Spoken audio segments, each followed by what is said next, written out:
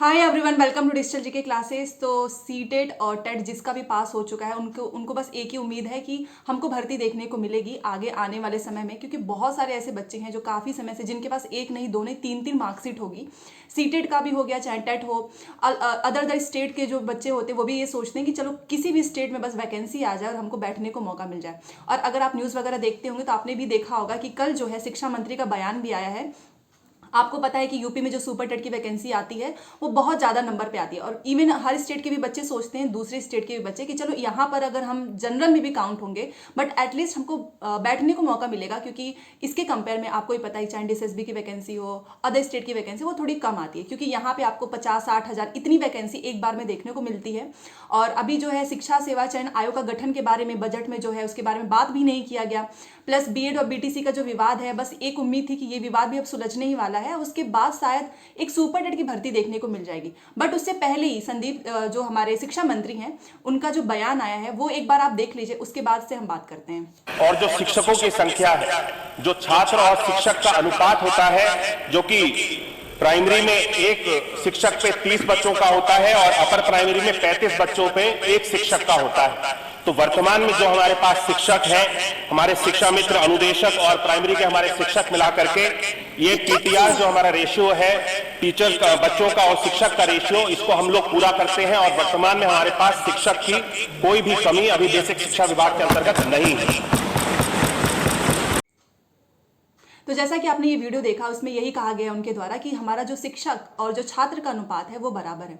अगर आप RT act के थ्रू देखो तो वहाँ पर प्राइमरी में आपको 30:1 का रेशियो होता है, मतलब प्राथमिक में 30 अगर बच्चे हैं तो उस पर एक टीचर होना चाहिए, अपर प्राइमरी में अगर 35 बच्चे हैं तो उस पर एक टीचर होना चाहिए, और अगर स्कूल में 100 बच्चे हैं तो वहाँ पर टीचर के साथ एक हेडमास्टर भी होना चाहिए। बट इनके थ्रू क्या है कि हमारा जो शिक्षक और छात्र का अनुपात है वो बराबर है, और अभी शायद भर्ती की कोई उम्मीद नहीं लगाई जा सकती है। ये इनका सीधा साधा बयान है। अभी ना तो शिक्षा सेवा चयन आयोग का गठन हुआ है, ना ही कोई विवाद सुलझा है बीएड बीटीसी का, उसके पहले इन्होंने ये चीज़ बोल दी। और अगर मैं आपको बताना चाहूँ, चुनाव जब हुआ था यहाँ पर उसके पहले 17,000 वैकेंसी की बात की गई थी। उस टाइम पे इन्होंने एक बार भी नहीं बोला कि हमारा बराबर है नहीं बराबर है, उस टाइम पे बोल दिया था कि आएगा। जैसे ही चुनाव बीता उसके बाद से इनके शिक्षक और छात्र के जो अनुपात हैं वो बराबर हो चुके हैं। और अगर आप टाइम्स ऑफ इंडिया का आर्टिकल आपने पढ़ा होगा तो वहाँ पर यही चीज़ मेंशन की गई थी कि अभी भी जो है 20 से 25% ऐसे स्कूल हैं जहाँ पर पूरा स्कूल जो है ना एक टीचर मैनेज करता है। और अगर हम इसको भी साइड हटा दें तो आपने भी देखा होगा आपके आसपास के जो प्राथमिक स्कूल होते हैं वहाँ पे बच्चे ज़्यादा होते हैं, टीचर एक होता है। इवन वहाँ पे जो ये 30:1 का जो रेशियो है ना, इसको भी फॉलो नहीं किया जाता है। कई बार तो ऐसा होता है कि 100 बच्चे हैं, उनको एक टीचर हैंडल कर रहा है, वहाँ पे एक हेडमास्टर भी नहीं है। बट इनके हिसाब से भर्ती जो है शायद नहीं आएगी, और क्योंकि इनका जो अनुपात है वो बराबर चल रहा है, तो कहीं ना कहीं ये सारी चीज़ें ऐसे भी हो जाती हैं कि इसकी वजह से जो है बहुत ज़्यादा निराशा भी आ जाती है। तो मैं आपको एक चीज़ बोलूँगी कि देखो, ये तो नहीं कि भर्ती नहीं आएगी, बट फिर भी आप अदर जो दूसरे स्टेट आते हैं, दूसरे स्टेट में जो भर्तियाँ आती हैं भले से कम हो बट आप उसकी तैयारी जरूर करना। अगर मैंने हमेशा से बोला डीएसएसबी की प्रिपरेशन करते रहो, क्यों? क्योंकि वो एक ऐसी वैकेंसी है ना, वो भले से कम है, आपको 800 1000 इतनी देखने को मिले, बट एटलीस्ट आती तो है, आपको एक बार मौका तो मिलता है बैठने को। आप एक बार अपने आप का अपना असेसमेंट तो कर पाते हो कि चलो ठीक है, मैंने कितना पढ़ा है कितना नहीं पढ़ा है।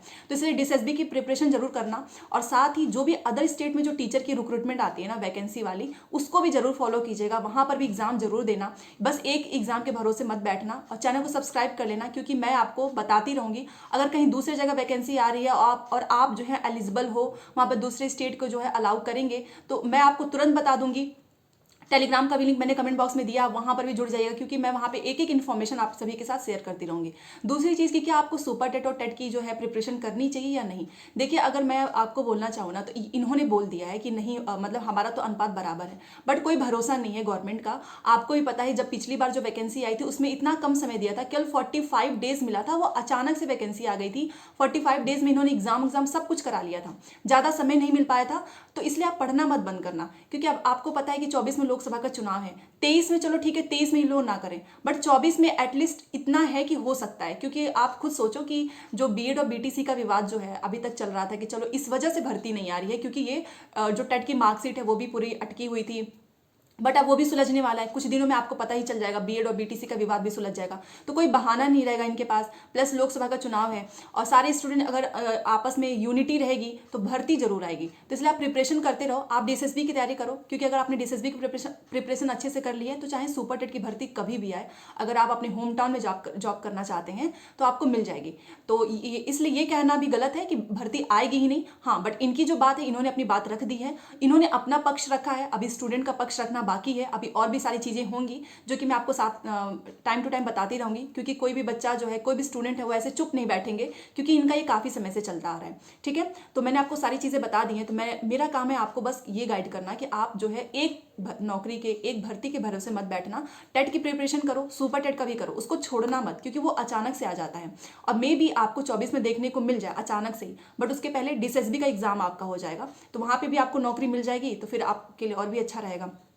और हाँ, डीएसएसबी के से रिलेटेड जो है दोपहर में आपको एक बहुत ही अच्छी इन्फॉर्मेटिव वीडियो मैं लेकर आऊँगी। आप सब उसमें पूछ भी रहे थे कि कैसे उसका प्रोसीजर क्या होता है, कैसे उसमें भर्तियाँ होती है, उसमें क्या इंटरव्यू होता है, सब कुछ डिटेल में आने वाला है। ठीक है, तो चैनल से जुड़े रहिए और वीडियो पसंद आए तो प्लीज़ लाइक करें। और जो लोग भी सीटेट पास हैं, टेट पास हैं, आपको बिल्कुल भी डिसअपॉइंट नहीं होना है, क्योंकि आपकी जो सीटेट की मार्कशीट है या फिर टेट की जो मार्कशीट है, ऐसा नहीं कि वो बेकार चला जाएगा, आपको बैठने को मौका जरूर मिलेगा भर्ती परीक्षा में और आप उसे क्लियर भी करेंगे। ठीक है, तो मिलते हैं नेक्स्ट क्लास में। Thanks for watching.